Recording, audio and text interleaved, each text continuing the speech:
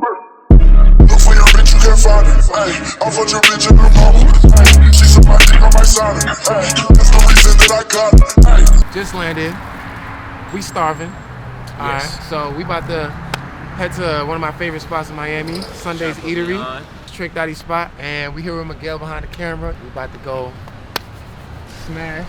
Get this and then hit the banks. Viewers, you know what I'm saying? I'm starving, probably gonna get the expensive ass mac and cheese that they sell and expensive ass blue lemonade that they got. And yeah, I definitely recommend this spot. Downtown. Candied yams. Candy yams, okay. 2 mac and cheeses. Okay, 2 macs, okay. And then super If y'all know somebody over there, I definitely need to go. light ice on a lemonade. Okay. Starving right now. I'm about to grab everything on the damn menu. Everything on this damn menu.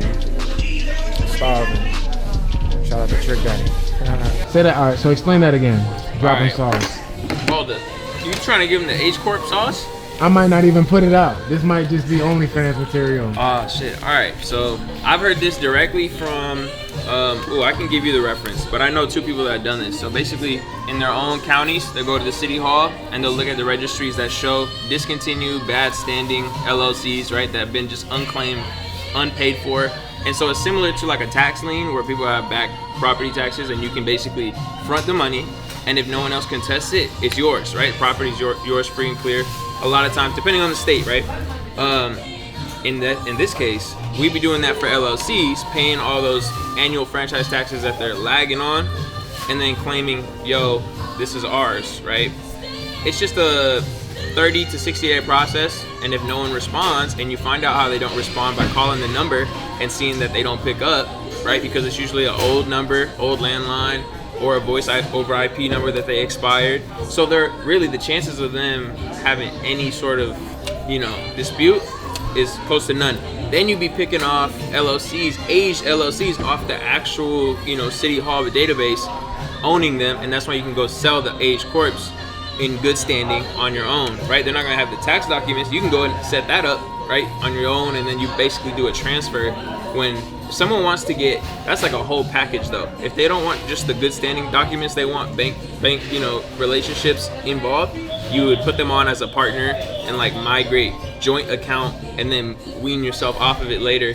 But yeah, that's an easy way to just get pennies on the dollar age corps, is to go claim them, pay the outstanding fees that they have, and then How do you make time sure do its thing. those businesses don't owe taxes? Yes, you got to make sure that there's no liens on the LLC itself. That's by doing research. And also, if you want to let the owner actually reinstate it himself, you can actually, so basically you would use like a database to find the actual owner, right? So say you find his first name, last name, and you try to get his cell number or his email, because a lot of times that shit ends up being on the Whois database or like public somehow. Reach out to him and be like, hey, I noticed you have like an aged LLC, you haven't paid in like 5 years. I just want to know if, I could, cover that for you, but you just reinstate it and then, transfer everything over to me. And basically he'd be like, yeah, you're going to pay me to it's worthless to him, because it's worthless to him. It's like, sure, I'll give it to you for free. And you just confirm directly with the owner. That's one way to do it, or you can just claim with City Hall and not talk to the owner. But I've heard success both ways. Your homie made 100,000. Made 100,000 selling his NFT as royalty. His music. So what he did is, you buy his coin, you buy a piece of the song, meaning you get 8% royalties on every stream that he gets for life. Wow. And he sold it for $1,500 a coin. He had 5 songs. He gave up maybe per song, I think 3 coins. Is he even famous? Nah, bro. He's just barely, I mean, he got articles on Complex and shit like that locally in Chicago. You got a following, but yeah. Yeah, and it's not even a big following, bro. Again, just to show you need to be in those inner circles in the NFT space, kind of get accepted in that crowd. Yeah. And then that opens the door. But yeah, he made 100 in like a week, bro. Trick spot, waiting on the Uber. We're about to hit up the banks. I don't know if I should go in my black hoodie though, but like I'm about to rob the bank, but nah, they'll give me the money, you know what I mean? But I don't know how much of my to-do list I'm gonna be able to get done today. You know, we got a couple hours before, you know, business hours is over with, and then we gotta go, you know, network, whatever we gotta do. Still on 2 hours of sleep, got some bank accounts to open, and we're gonna see how much money we can get today. My mentors just landed on themselves. I still gotta handle some business. Y'all still gotta do some editing. You gotta do some business. So we're gonna be productive as possible and see what's popping with today.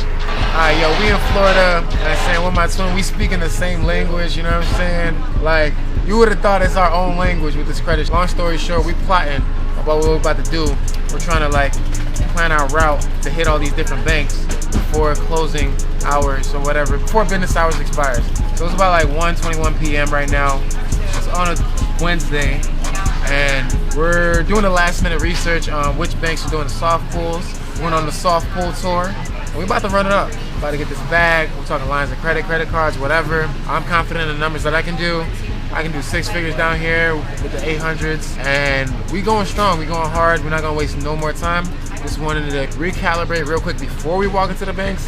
I'm still debating if I should go in this black hoodie so they take me a little bit more serious, but it is what it is. Just a quick update for y'all. SunTrust, it looks like that might be the first stop since it's right there across the street. And then I think we got bb&T. Now, I don't know if we're gonna actually record us walking into the banks and then walking out and whatever. I'm probably just gonna most likely just make a recap of all of it at the end when we do what we gotta do. We gotta be recording in and out, looking all suspicious or whatever. But I just wanna give y'all a quick update. That's the goals, that's the intentions for today. Grabbing data points and actually implementing the knowledge, you know what I mean? Like and subscribe, all that good stuff, and see if we get this money. So you already confirmed softball, right? Yeah, so the banker has to do it. You can do it same day as you make a business checking account. It's the second bullet note right there. But the banker should do it. Only a soft. Alright, since that's the closest one, we might as well knock those out. I hope we don't need appointments. That's gonna throw us all the way Yeah, you off. should call them right now from right here.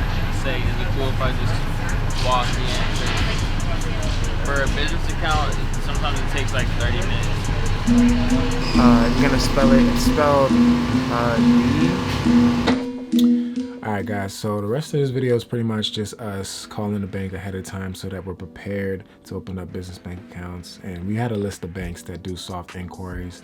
This is a couple months back now, before SunTrust and bb&T became Truist Bank, and there was some data points pretty much that they don't do a hard inquiry when you try to get a credit card. I eventually went to the banks, I just didn't film it, but I eventually got around like 45,000 from those banks, opening up some business bank accounts, personal and business. But yeah, it kind of worked out in the end. Didn't really film much, but I at least wanted to summarize the video so y'all know, just strengthen your relationships with these banks. But yeah, on the phone, lady was just basically saying that I'm gonna go ahead and see if you're registered as a foreign entity. As long as you go into SunBiz and you're a foreign entity, we can go ahead and take care of you. basically to open up a business bank account in the state of Florida, they actually got to find you in SunBiz, right? They got to find you in the state has a licensed business that's active and good standing and all that. You're doing business here versus now. Say you worship here, you do have church here, you're just visiting, but you still do business. Yeah. Luckily for me, I did have LLCs that are registered in Florida. So just keep that in mind when you're opening up business bank accounts. It's an online process, Division of Corporations for Florida. And do your research. But yeah, if you like this kind of content, like, subscribe. Appreciate y'all for tuning in. I appreciate if you hit the like button and subscribe. I hope you got some value out of it. And stay tuned for some more videos, content, credit related, vlog type stuff. And yeah, I appreciate y'all. Later.